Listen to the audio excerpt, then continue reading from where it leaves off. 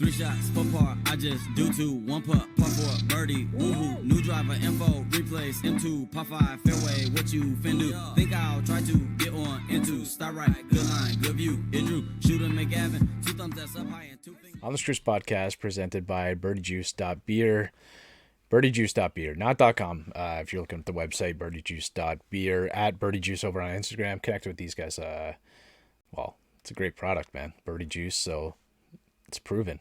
If you have it in the bag, you're going to make more birdies. Give yourself the confidence to make more birdie putts. Birdiejuice.beer, at birdiejuice over on Instagram. Why not, right? Check it out. And if you like what you see, use OTS Golf. You'll get a discount and free shipping anywhere in North America. So get on there if you're over 19. Check it out, or age of majority, wherever you are. birdiejuice.beer, at birdiejuice over on Instagram. Yeah, Bryce, I wanted to just I've been away. I wanted to kind of chat with you a little bit, touch up on a really cool episode here. We've got a good one. Like when we finish recording this one, it's with Paul Park. He's the founder of GPOD Golf. Really cool product. And PGA Tour Latinoamerica, PGA Tour Canada player. And just a pro, man. What a cool story. So yeah, I just thought we'd hop on for a few minutes and chat. If you do not want to listen to us chat and you're here for the Paul Park episode or chat, timestamps below, go down and click it. But Bryce, how are you doing? I'm doing great. I'm excited to get this episode out to you guys. Phenomenal guy. Great story. Amazing product as well. Really cool episode. I think you guys will enjoy it. But I haven't talked to you since you went out west, so I kind of like to touch on that a little and hear what happened. I heard there was a few events that could have went better, but definitely, it could have gone better. So before we move on from the GPOD, you're right, the product is really cool. So anybody that wants to check it out, if you're not able to stay or if you can't listen to the whole interview, go down below. We also posted a reel on our Instagram at OTS Golf. So go down below, click their website and check it out. Really cool product. Everybody's wanting to enhance their game, film their swing, stuff like that. This is the most simple product to do so. It doesn't take any space in your bag, so go check it out. But the trip was interesting, man. So we were I'll do like a quick little synopsis, I guess. We were leaving Toronto at 7 or so. Got delayed a little bit. We didn't get out of here till I think 9. And we're in the air a little bit, and there was a medical emergency. So some of the stewardess and the flight crew were kind of going to the back to help somebody out. Gets to the point where I guess a nurse was on board, which was great. Deemed that we needed to ground the plane. So the closest route was going about an hour back. So we'd been flying for a little while at this point. So the closest route was going an hour back to the wonderful Winnipeg. If you've ever been to Winnipeg, I'm sure you probably played hockey there at some point, Bryce, but most people aren't really going to Winnipeg, right? So I tagged Jesse Pollock from Par Down. Liked the story, I think. Didn't get anything else from him. Didn't want to talk to me. But seeing what was going on in Winnipeg, we ended up getting to the we hit the tarmac or whatever. They get the guy off the plane. And I guess, he had some seizures and whatnot. Like, it was not a good scene. So happy that they could get him off, get him safe. And they were trying to get us de-iced or something. We found out later that there was only 2 crew on working on the tarmac. So we were on the plane. Keep in mind, I've got a 5-month-old. We're already at 4 or 5 hours at this point, and we're only an hour and a half or 2 hours away. And so we're just sitting there, and they kept saying we're going to try in another half an hour, and then get to the point where it's 2 or 3 in the morning or something. They say, and they called it, right?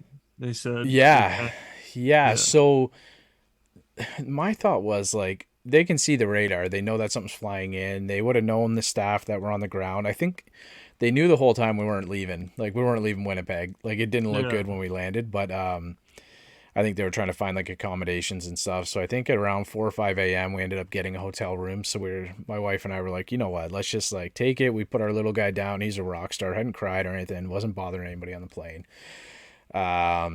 Cut teeth this week, so that might have been a little bit different if that was last week. But so we just grabbed breakfast, some coffees, and then pretty much had a shower and got back ready to go to the plane, right? So I'm messaging Lucas. So Lucas is a past guest, Lucas Noni, and he's out at Bear Mountain where I was going to play. And that day they went and played, him and Chris, who I met, really good guy. We were kind of chatting golf the whole time. We got out to play a little bit. I can kind of talk about that quickly, but just kind of, they went out and I think they played 27 that day or 36. And so I missed all of that. And we ended up getting off the tarmac. Like, even we got delayed even a couple more hours when we were leaving Winnipeg. It was just rough. So finally we get there, we get down. It's great. I messaged Lucas and him, Chris, and we met up. I hadn't slept in 2 days, which I'm getting a little old. I can't do that anymore. So we just grabbed like a beer or whatever's good, had dinner. And then the next morning I went and played the Valley. So again, we're at Bear Mountain, great course, beautiful accommodations. If you're there, the Westin, I did not stay at the Fairway, stayed at the Westin. So nice, pretty reasonable too. Rooms are huge. Like, you could easily fit 2, 3, 4 people in there. And it was cool. I looked right over on the first tee of the Valley, 18th green of the Valley. And so I went out and played. So you could play 1 through 4 and then 14 through 18. Part of it was close. Why is that? Just because? Yeah, it's like wet? It's down, it's wet. So, but it was cool. Like, it was kind of like pay, I think it was $60 or so, play all day. I just played 9 because I was like, you know what? Tomorrow I'm going out with these guys. We're going to play 18 and then I can play as many holes as I can fit in tomorrow. So that was a big mistake. I should have played as many holes as I possibly could on that day. But we went and checked out the ocean a bit. It was cool. Like, my little guy was with us, so we got to check out the ocean with him. But yeah, it started off like decent. I had a decent tee shot. I won't go through all the holes, but I hit a decent tee shot. Bad approach. Made a 6 on the first par 5. It wasn't a hard par 5, but I tipped it up, so it was like 5 and change. I don't know. Really, really windy. Made like a 7 on the second hole. Yeah, you said, "Oh, here we go." Yeah, Okay. it was First bad. time playing in a while. It was pretty rough. So I don't have a 5 wood right now. So it was playing 238 downhill. That's a little bit of into the wind a little bit. That's a punch for my 3 iron. So I flew the green. Like, I was like, I think I actually have to hit like a pretty decent 3 wood here. And I flew the green by like 20 yards, I think. Couldn't find my ball. So I just kind of hacked it around a little bit. I wasn't keeping score, so I didn't really care. Next hole, like, I was the only one on the Valley, I believe. So the next hole I set up the camera. Thank goodness I did not set it up for the first 2, but I brought the wrong lens, but I set it up on the 3rd hole. Decent tee shot down the hill. Actually hit a nice, like, I think it was a nice 9 iron from like 140. Super windy. You can see the reel again. Go over and check it out at OTS Golf.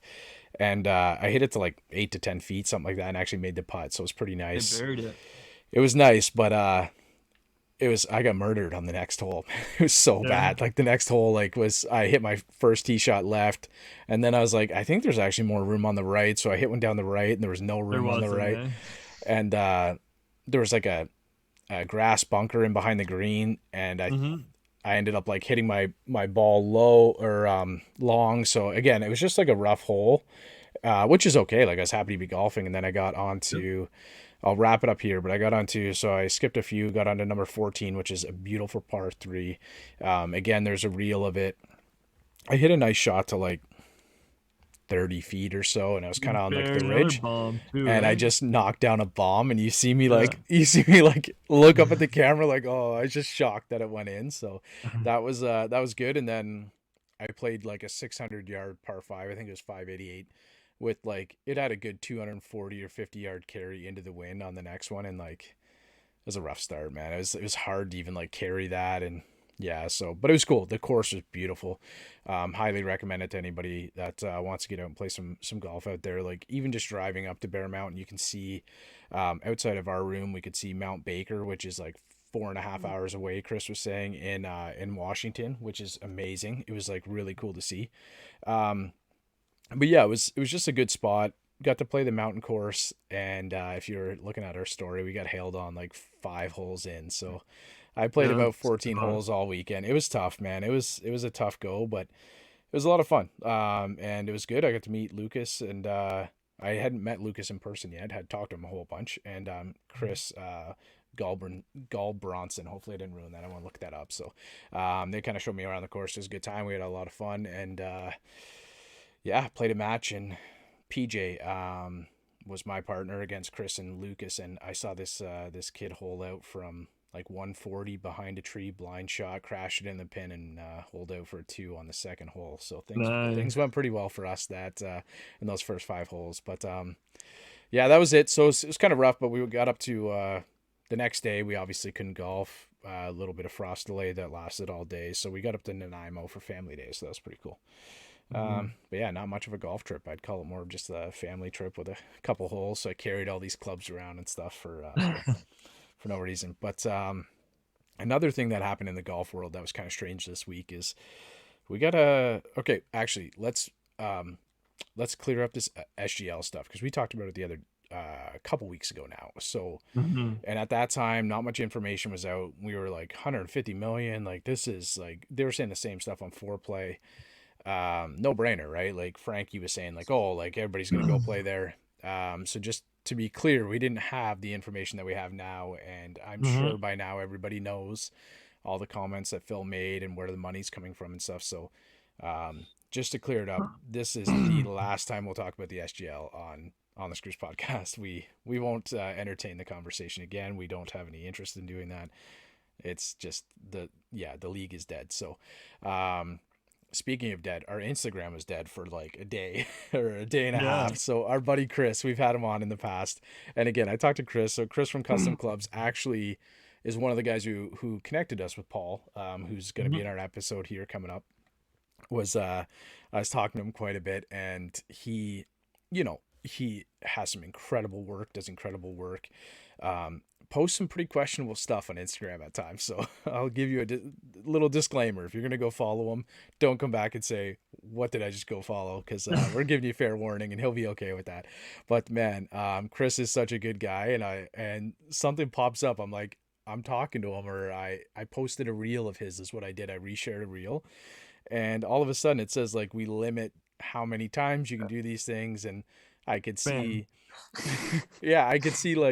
I could see other stories, but I couldn't see his, and I couldn't see any posts. I think I could post, and I could post stories. Yeah, I could post stories, but yeah, so we got our first shadow ban on Instagram. So thank you to Chris _clubs with a K over on Instagram. Go check him out. Don't tag him in anything if you don't want your account to get banned. But Chris is a good guy, man. Absolutely love it. Looking forward to kind of meeting him in person this year. Got to get down there and see him. Our Instagram's back too, for everyone that's worried about it. It's back. We're back in business, and it's stronger than ever. And it'll probably be down at some other point in time, because I am not going to give up our chat with Chris. But yeah, it was tough. It was kind of like, went through a tough stretch there, man. Was on a plane for like 15 hours, and the only thing that saved me while I was on that plane was honestly the Manscaped stuff. So if you're questioning us at this point, I got off the plane and my wife didn't even like kick me out of the room or anything like that. It was still okay. The Manscaped You're pushing it though. You're pushing it. Yeah. I was getting to like 15 hours of a pretty soupy ride, man. It was but the Manscaped over at manscaped.com, use OTS Golf, 20% off plus free shipping. I use like the ball deodorant. We got the new deodorant, like the stick deodorant for the arms.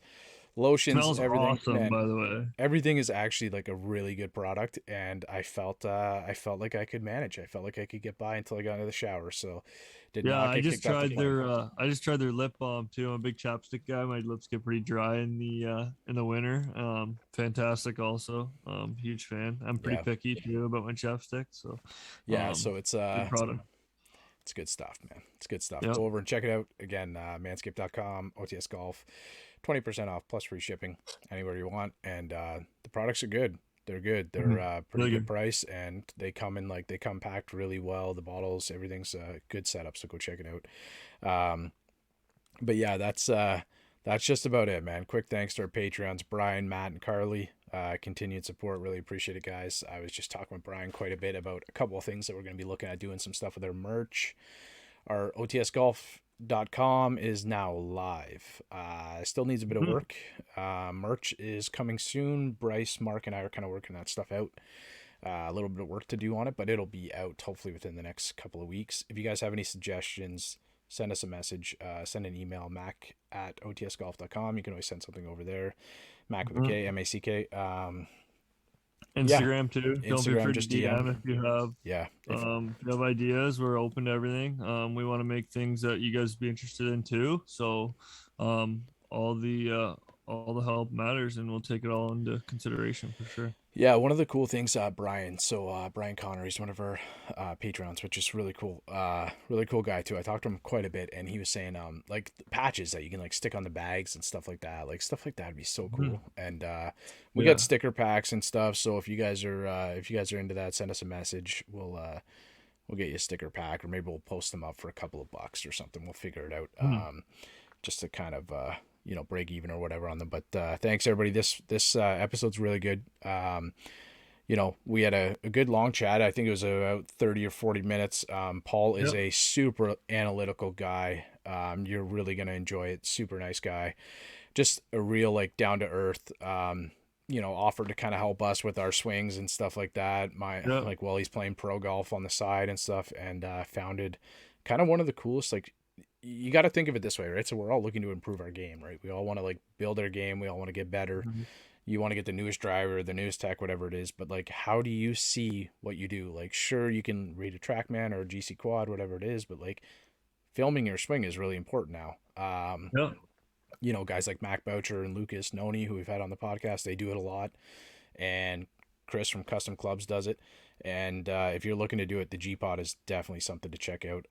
Talk to AJ from Pioneer, which he mentioned that he had picked one up last year and it was a really good product. Could Ye- fit like an iPad on it and like had Yeah. it outside when it was super windy and everything was fine. So looking forward to getting mine. Really looking forward to getting it. But I think the ease of use plus how well it works is just you yeah. can't really beat it. It's so easy to use and it works really well. I mean, it's not a gimmicky product. It No. it works. So Yeah, like definitely go check it out. I mean, it's awesome. I don't have it in hand yet, but I'm looking forward to it. But it's got like a carbon fiber shaft. You just jam it in the ground. Yeah. You pop the magnet into your phone. You stick it on the back of it. It's a really like solid magnet. So like I asked AJ what he thought. Like I use a DSLR quite a bit, like the one we're looking at right here, and iPad. He said he put his iPad on there. It was no problem. Didn't even blow around in the wind. So good product. Really good guy.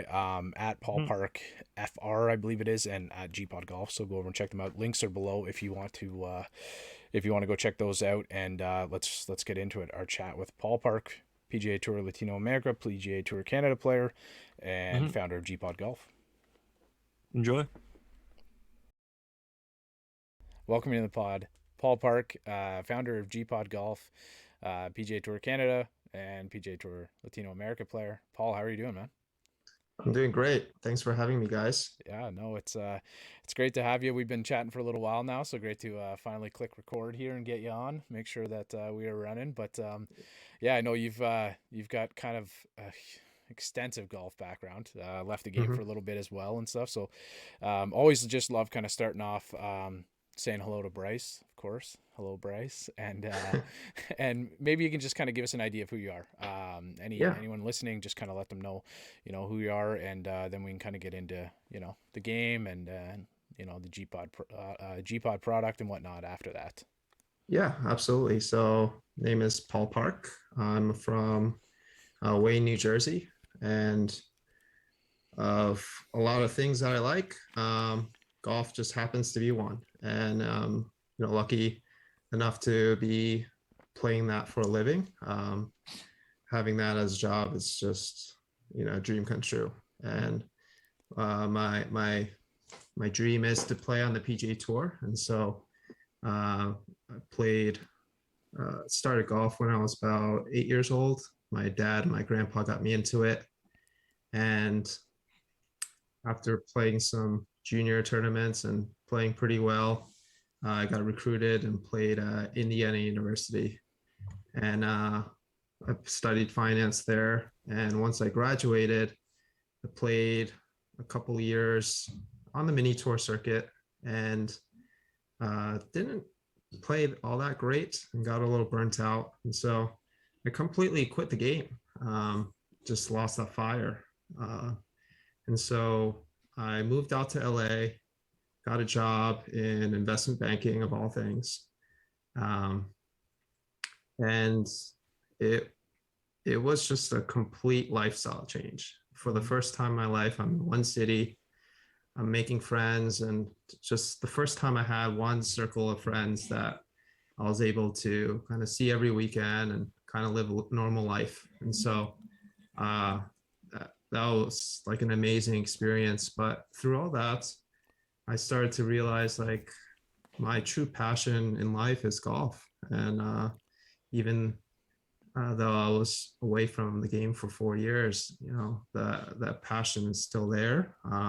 If not, I think it just grew. And so I packed my bags again, quit my job, which is one of the best feelings, and moved over to Jupiter, which is a golf hub. Everyone's there, and all the competition is there, and started, you know, working with a coach, built kind of a team, a trainer, mental golf coach. I just wanted to do it right this time. And so to start out, I looked to starting playing in the PGA Tour Canada. So I went to Q school with not much expectation because, like I said, I was away from the game for 4 years. Only got to play maybe 5 or 6 rounds of golf during those 4 years. So I was pretty rusty. So like the first month I came back, didn't even break 80. But it took about maybe 3-4 months to start, you know, breaking par on a daily basis. And, you know, I just took a chance and went to Canadian Q school that year, and somehow got some conditional status. And I was so excited. And the conditional status that I had wasn't great. So I didn't get any guaranteed starts. But when I went out there, I just got super lucky, and I kept getting into each event last number. I mean, I was doing the Monday qualifiers, not getting through, but then I would get a call like on Wednesday and saying, hey, you want to play the event? I'm like, yeah, I'm already here. So sometimes I was even, you know, waiting on the first tee on Thursday, and I would get in. And so I took advantage of those great opportunities, and made some cuts, and got better status, and reshuffled in, and I was able to retain my card that year. So that first year was just proof to me that, hey, I can actually do this. Mm-hmm. I mean, I was away from that game for so long, but I feel like I have all the pieces. I have all the right people on my team, and been just gaining, you know, momentum and playing better golf each year. And so like I said, my dream is to play on the PGA Tour, and I'm actually getting ready to play in a PGA Tour Latin America event down in Mexico next week, and I fly out tomorrow. So this is the third event for the season, but it'll be my first event. So I'm very, very excited to head down there. Awesome. Nice. So when we put this one out, Paul, like we're having this chat a little bit before, so you will have completed that event, I believe. So I'll try and make a note if anybody's looking. Go down in the description. I'll write something up about how it went, and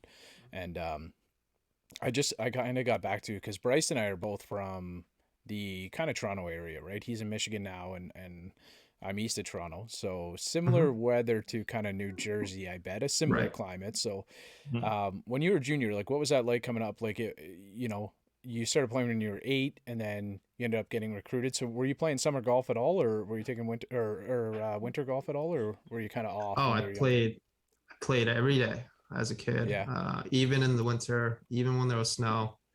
I remember my dad and I, even when there was a big blizzard, we were just calling these golf courses, hey, are you open? Even though there's like 2 feet of snow. And we found there's a city called Hanover in New Jersey. And there was this one golf course that was owned by Koreans, and they're diehard golfers too. Yeah. And they said they opened 9 holes. And so what they did was they shoveled the tee boxes, they shoveled part of the fairway and like part of the green.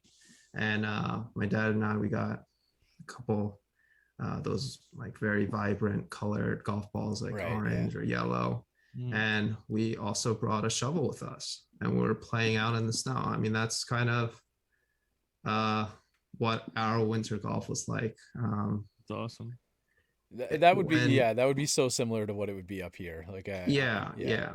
And my buddy and I from like elementary school, we would go out and play the golf courses even when the ground's frozen. I mean, it was still a lot of fun because you can't, when the ground's frozen, you can't fly the ball into the green, or else it just trampolines off of it. And so you have to play like 60 yards short of it, and it makes you be very creative with your shots and your club selection. And I think that really helped my game, just kind of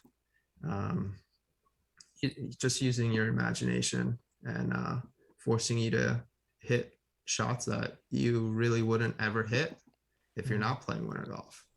And so I don't think I was ever at a disadvantage being in New Jersey versus someone in Florida, because throughout the winter, I mean, no matter how cold, like the cold weather didn't prevent me from going out and playing. Yeah, plus you could drive every par 4 in the middle of the winter too, right? Yeah, exactly.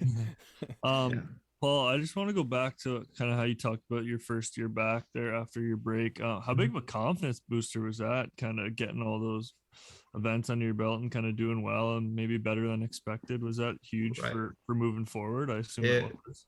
It really was. So that was my first time playing in a PGA Tour affiliated tour, being in playing week to week. Like there were stretches of events where I was playing 4 weeks in a row and just grinding, traveling city to city up in Canada. I mean, it was unbelievable. But just experiencing that and kind of learning how to do that, that was a huge learning experience for me. And the fact that I was able to retain my card was just couldn't even imagine doing that like the year before. And so I was able to take that confidence, and I went to Corn Ferry Q School that year, and I got to the second stage, and I missed final stage by 2 shots. I started the first 2 rounds, I think I shot like 74, 73 or something like that, kind of out of it. And then I think I shot 68, 67 in the final 2 rounds, which I think tied for the lowest for the last 2 rounds. And when I was playing that final round, I just kept thinking, man, if I just had a couple more holes, I would make it 100%. I just felt in the zone, and I gave myself just great opportunities. And the final 5 holes, I remember I had 15 feet on each of them, just needed 2 to drop. And I felt like I hit 5 great putts, and they just didn't happen to go in. So while that was disappointing, I was just very proud of myself and was able to kind of take that confidence into, the following year. Now, I kind of want to go back to a point, Paul, and you mentioned confidence. I don't want to kind of steer towards a negative, but I think it's an important part, because you said you kind of lost your fire, or your desire to play the game, right? So it is not the first time we've heard that on the podcast, and we all kind of run into those times, right? So I guess a bit of a 2-part question. Like, what do you think it was? Was it like the travel? Was it, something that kind of made you lose that drive? And then, like, you said that you went to work, like you went in finance for about 4 years or so. I just wanted to kind of get that timeline right. So were you thinking about it like during like that whole time? Like, was it something that, were you kind of unsure if that was the right move or not? Mm-hmm. So when I was playing, right after college was a pretty rough time for me. It was very difficult for me to balance schoolwork and also playing on a Division 1 team. Right. And while they call it, a team, really it's not. Everyone's trying to earn their spot. And so there's no teamwork, camaraderie involved in college golf. Like, especially from like my experience, everyone's just trying to beat the other guy. And so when you struggle, you're not going to fit in. And that's kind of what happened to me. And so I had a really tough time in college. So I focused more on my studies. I studied in finance and accounting and graduated a semester early, actually, to turn pro faster. And playing the 2 years on the mini tour, I was getting better and better each year. And for some reason, I just wasn't enjoying it. I was playing in one state open. I was in contention. It should have been like one of the best feelings, being in contention and playing well. But as I was walking in the middle of the fairway, I remember that point where I'm just like, man, I'm exhausted. Yeah. Like, I don't want to be doing this. And so even after that good finish, I told my dad, I was like, I don't think I can do this anymore. I need a break. And so after talking to my family and friends for a little bit, took some time off, and I really wanted to kind of live that normal life in one city for once. And so that's why I moved out to LA. And when I was working, I enjoyed it very much. I think I'm very, very analytical, and that's a good personality trait to have in the finance and accounting world. And so I felt like I fit in pretty well. And like I said, I completely quit golf. I didn't play, I didn't watch it. But then the final 2 years of working, that's when some of my friends started to show up on the PGA Tour. And one of my buddies, Morgan Hoffman, he was playing on tour as well, and he was playing at Riv. And so I was like, man, I need to go watch him play. And he and I grew up playing junior golf together because he's from Wyckoff, New Jersey. And I watched him play and watched the other tour guys, and I'm like, man, if he can do it, I feel like I can do it too. Yeah, I'm on the wrong side of the ropes. Yeah, right. The whole time I was like, man, I want to be on the other side of the ropes. I want to be playing. Like, I could beat these guys. And so that kind of rekindled the fire a little bit. And I started practicing a little bit here and there. And actually went through some injuries during that time when I was trying to practice a little bit, maybe because I was away from the games for so long. I wasn't stretching. I'm not really sure, but that kind of delayed my journey back to golf for about a year. So I spent another year working in finance, but that whole year was dreadful because I was sitting, behind a computer screen the whole time, just wanting to be on the golf course. And so I think that actually helped me regain that passion even more. And so once I was able to finally quit, I was like, all right, let's go. Like, I'm ready to go. Yeah, teach me, man. Teach me. I don't know if my wife's gonna be okay with me. I don't know if I have the game to go in and be like, look, I'm out of here. I'm going. Yeah. But That, go that's just ahead, such a Bryce. that's just such a crazy decision though to make, to step away from the game. But I mean, like, I'm sure it was so difficult for you. But I mean, looking back now, is probably one of the best decisions you made, right? Just Yeah. you took your time off, kind of regrouped, and now you're at where you are now. So I mean, clearly it was the right decision. Yeah, it Yeah, I'm a big just no regrets kind of Mhm. guy. I just hate living with regrets, and I knew for a fact that if I didn't give it one more shot, this is something that I would regret for the rest of my Yeah, life. And that's awesome. like finance and accounting, it's always there. So Yeah. if I ever need to fall back on it, it's there. So, but with golf, you need to be healthy, you need to be young, Mhm.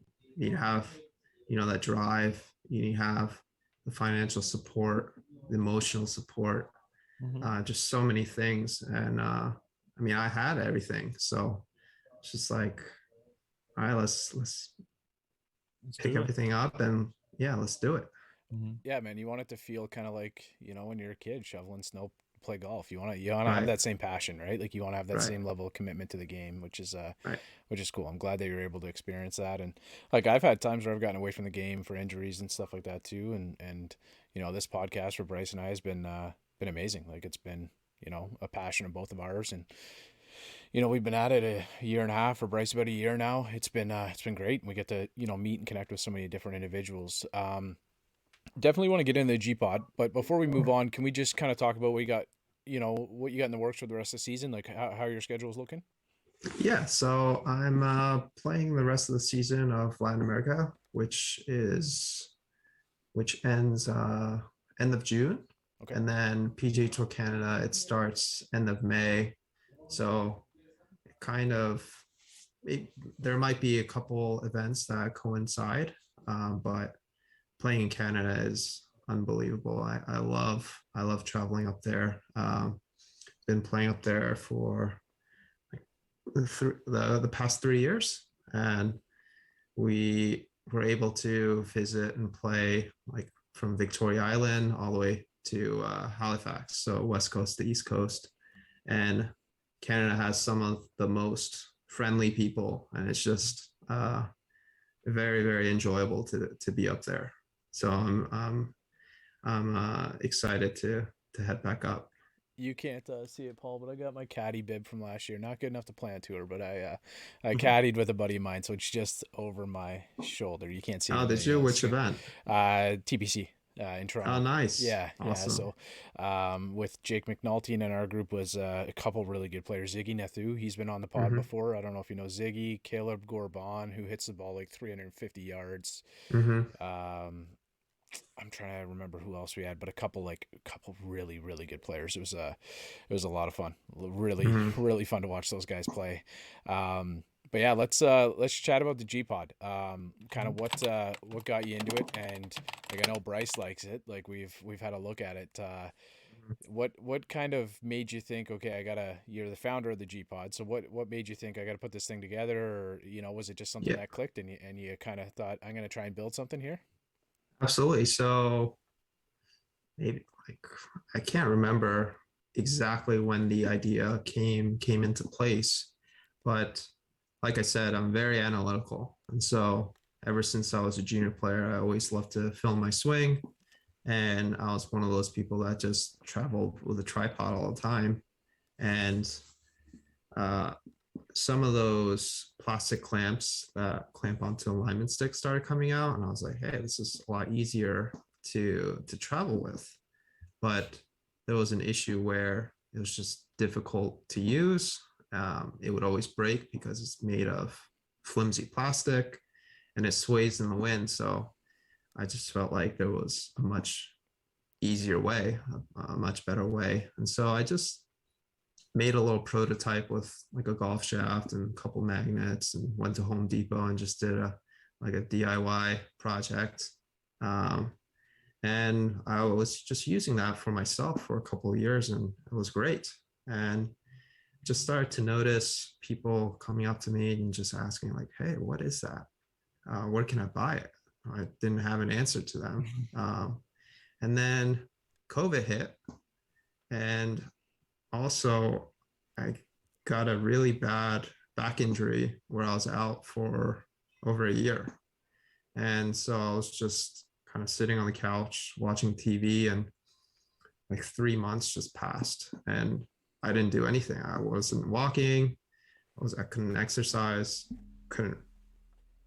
wasn't reading. Like, I just felt like I just aged 3 months. And it's like, man, I need to challenge my brain a little bit at least, even though I can't do anything physically. And so I was just thinking of things that I could do. And a couple, close people in my life mentioned, hey, like, what if you patented that device that you made and do a little side business? And I was like, nah, I don't know how to do that. That's too hard. But got a couple bigger nudges and convinced me to do it. And I'm like, if I'm ever going to do it, this is the time, because I have all the time in the world. And so I filed 2 patents for the GPOD, and I have a GPOD Mini as well. So they're both magnetic phone holders. That one you stick into the ground, it's made of carbon fiber. And then the GPOD Mini is the same magnetic mount that attaches to a alignment stick.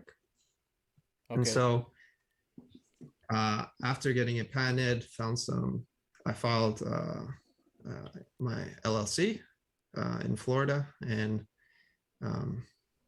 figured out how to make a website, and contacted some distribution centers, and found several suppliers, and started selling them.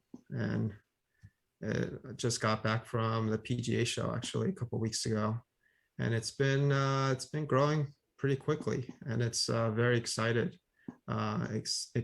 where it's headed. Sorry, Paul. That was one of the questions. I don't mean to cut you off. That was one of the questions that we had, was about the mounting. So, I just wanted to be clear. So it's a magnet that you can kind of mount to your phone, and then it just snaps right on by the looks of it, huh?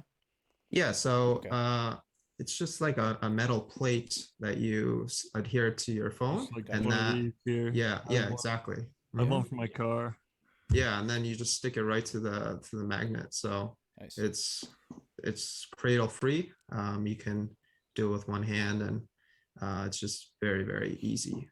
And I'm coming out with a MagSafe version. So people with the new iPhone 12 or iPhone 13, you don't need to put any sort of plate. It just sticks automatically onto the phone with the case or without the case. Okay, we got a comment here. We got a comment from somebody. I'm gonna see if you can guess who this person is, Paul. I know. I feel like you might. It's the best tool in the bag. No fuzz. Is it Dalton? It's not Dalton, but that's how we got in touch. It's Chris. Okay. It's Chris. Yeah, okay. Yeah. He's been on the pod a couple weeks ago. So yeah. Chris and I talk like every other day, probably like all the time. So it's Chris. He's the man. Chris and Clubs, and beautiful work. So go check out his page. You just got back from the PGA show. How was that? PGA show was amazing. Because of the COVID, the attendance rate was less than 50%, I heard. But that actually was in favor to all of the small vendors, because you were able to engage with more of the audience, the attendees, because in previous years, it's just kind of shoulder to shoulder. It's the zoo. You can't hear anyone, and everyone's just rushing towards the big manufacturers trying to test out the new stuff, the new gear, like the new TaylorMade Stealth. But none of them showed up this year. And so we got a lot of traffic into our booth, and gained a lot of traction, and got to meet, a lot of cool people. And at first I was a little hesitant about going, but I'm really glad that I did, because I got to meet, like I said, a lot of people, and got GPODs in a lot of people's hands, and it was good exposure, for the business. I saw. Correct me if I'm wrong, but I'm sure you had a lot of interest in your product there, just because it's kind of like a newer thing. Like there's not many of them on the market, obviously, and I'm sure you had a lot of questions about it there. Mm-hmm. Absolutely.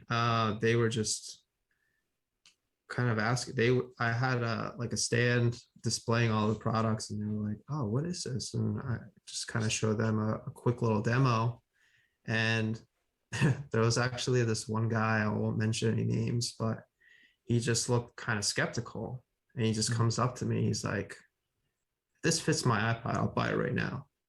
And then I just took his iPad and I stuck it to the magnet, and he like handed me his credit card. That's awesome. And I was just like this, and my brother was actually at the show helping me, and he was just laughing in the corner. I was gonna guess that it was our intro music that we've had on the pod. Past guest Roy Blackeroy was down there. I know he was down there harassing a bunch of people at the PGA show. So Yeah, I was gonna say it was probably awesome. him over there, him over there bothering you. But that's cool, man. I'm glad that it went really well. And Mhm. yeah, it's definitely something like we were mentioning just before we kind of hopped on that. When I first posted it, quite a few people messaged and were asking about it. So hopefully they went over, checked out your page. Pretty cool product, man. Definitely. I know Thank you. a lot of people are filming their swing, and not just that. It's kind of we talked with a couple of guys the other day, which their podcast will be out. It would have been the one last week. So editors for Bryson DeChambeau, GM Golf, like Garrett Clark and Good and all those guys, and they were saying like the importance of social media. Whether it's important or not to some people is debatable, but in the golf space, it kind of is, right? You're connecting with a lot of people, and you're able to kind of put your your work out there, right? If you're a player or a club fitter or whatever it is, that's a bit of your art, right? That you can put out there, Right. and this is a tool for that, right? So, anybody interested, we're going to link the product. Go down below, have a look, check out the website. It has all the different ones on there, like you said, iPad as well too, which is pretty cool. I don't know if the others are doing that as well, but Bryce, take us through, man. I know you want to talk some gear, so go for it, man. Yeah, my usual question. Just maybe run over your bag. Like everyone should know by now, I'm a big gearhead, so I like to see and hear what people are playing and kind of the different brands and stuff. So Mhm. yeah, if you maybe just want to run through your woods and your irons and wedges, and then Mac's favorite, your putter. Right. So I'm not. Um, I don't have any specific club deals for me, Mm-hmm. so I'm actually able. I have the freedom to play whatever I want, which is awesome. And so I've been playing the Ping G400 LST for the past 5 years, and I'm on my, I believe, 10th head. It's Jeez. uh it's a bit hard to find at this point. So I have a couple eBay notifications set on my phone, so it'll ping me when yeah. So it'll ping me when someone posts the right head, and Mm-hmm. so whenever I see a decent condition one on there, I'm buying it because it's the best driver that I've played so far. And my 3 wood, play the Ping G425 LST. Mm-hmm. And then I have a Titleist U500 2 iron and a 4 iron. And then I play the T100s, the Titleist, Mm-hmm. from 5 iron to the 9. And then I play the Vokey SM8s.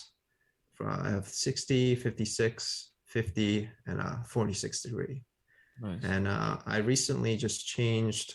I went out to Carlsbad and did a wedge fitting out there. Unbelievable Yeah. fitting.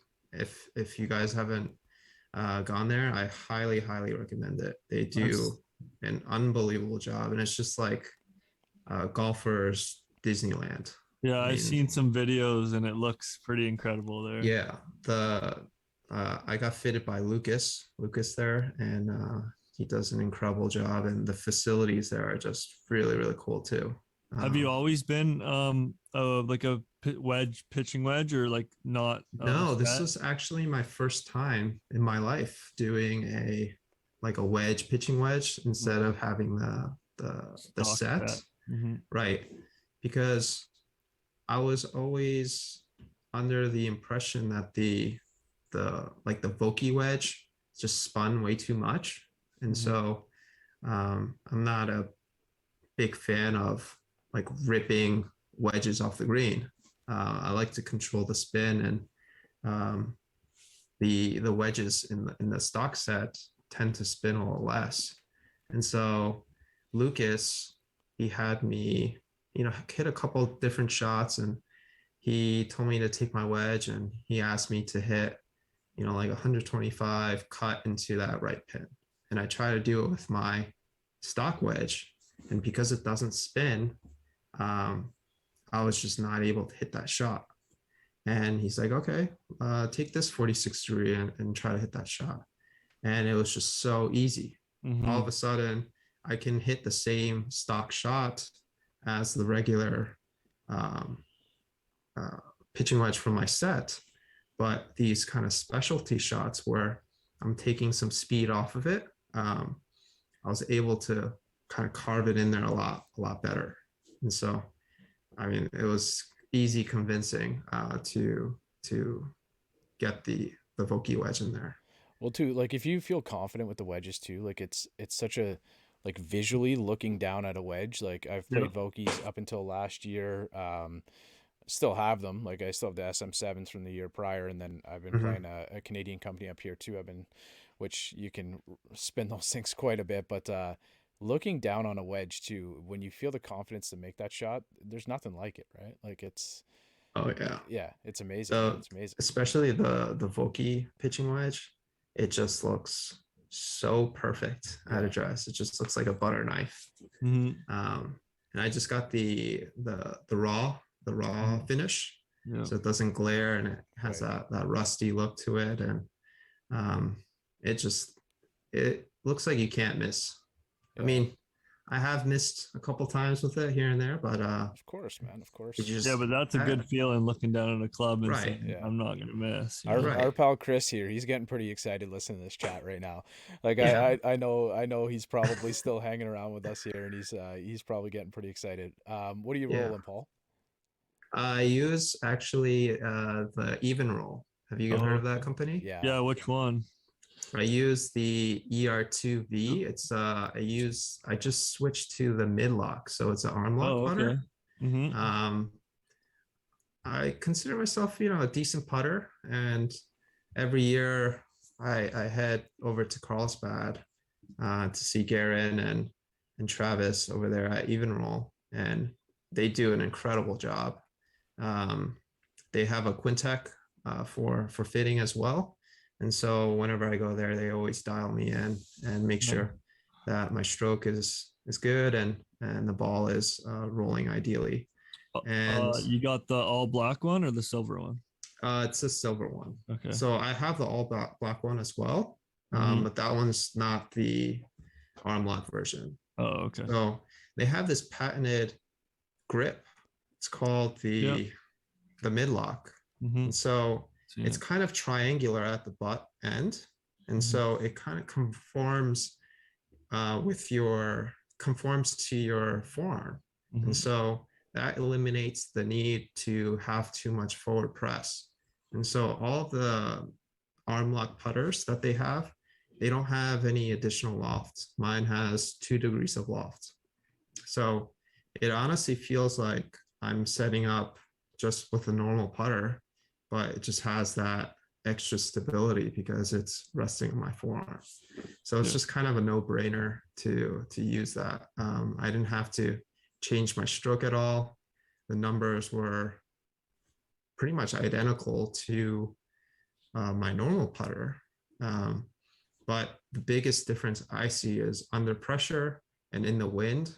Rock solid. It's just super, super stable. So my ball's always rolling end over end with that. So I highly recommend anyone to go and try it. That's such a debated topic too right now, is like field putting versus like an arm lock or being able to kind of like, it's not an anchor. I don't want to say it's an anchor. So I know there's some people who take that conversation pretty seriously. So it's such a debated topic right now. So anytime, it is. And I'm like, Bryce knows, that's why I mentioned, like, I can talk putter because Like I'm a field putter. I'm very much a field putter. I play a Delmar 33 inch. Like I've been kind of rolling the same type of putter forever, baby T grip. Like, Mhm. I just I don't know if I'll ever change that, but I'm definitely open to trying different things. But yeah, it makes me nervous to think about changing it up. But Yeah, um, I was very skeptical in changing as well because I was putting well with my other even roll, and they were just like, "Hey, go test this out." So I went and played at the Crosby Club out in San Diego, and the first hole I had maybe 8 feet, and I missed it by like 2 cups, and I felt like I read it correctly, and I was just like, "Ooh, I don't know if I can putt with this thing." Like that was awful. But then the next like 5 or 6 holes, I mean, I didn't hit it very close. I had like outside of 15 feet, but they all went in.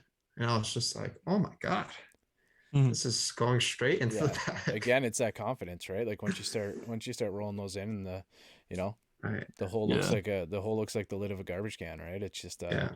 I also think the even rolls kind of hammered their putters. Like those grooves I was reading on it are like engineered Hmm. to like make it roll better, and Right. they look phenomenal. And I just think they know what they're doing there. Yeah. The That feel, this, ER5 is phenomenal looking yeah. in my yes. opinion. Of the Yeah. even roll putters, That's, that's the one that always kind of catches my eye. I have not rolled it yet. Yeah.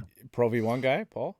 yes. Yeah, Pro V1X. Pro V1X. Okay, all right. Yes. Okay. I don't spin the ball that much. And so I kind of need a high spinning ball. Yeah, I didn't know if you were trying to take something off. I didn't know if that's what you mentioned, like with the wedges and stuff. But nice. Okay, that's a pretty good looking bag. I like that. Hmm. I have the U 500 3 iron, and that club is Hmm.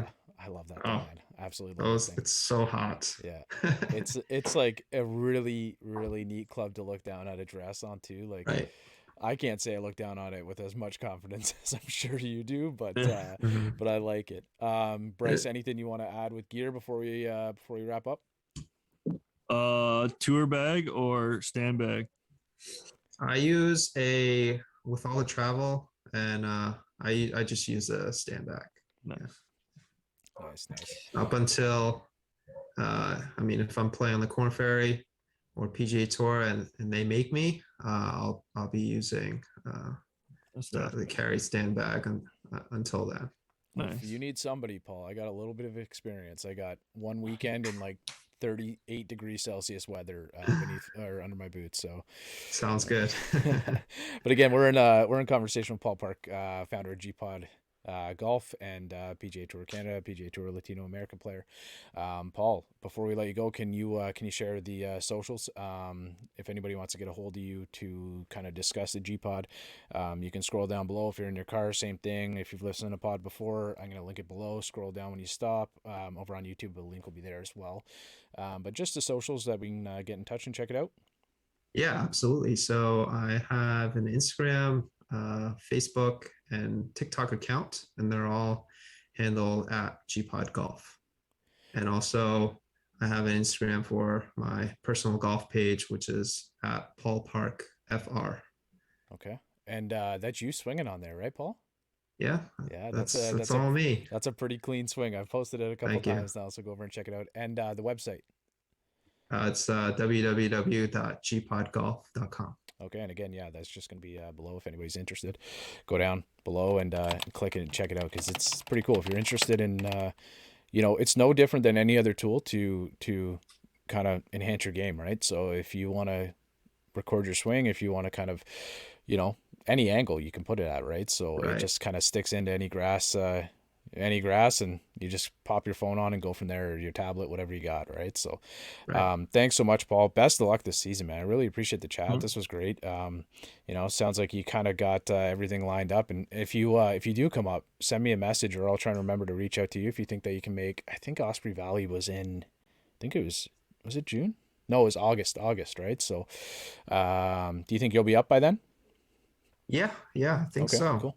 It just depends on the schedule, I guess. It's still TBD. Yeah, They haven't released the full schedule for the Mackenzie Tour. I know they said it might be a shortened season due to COVID.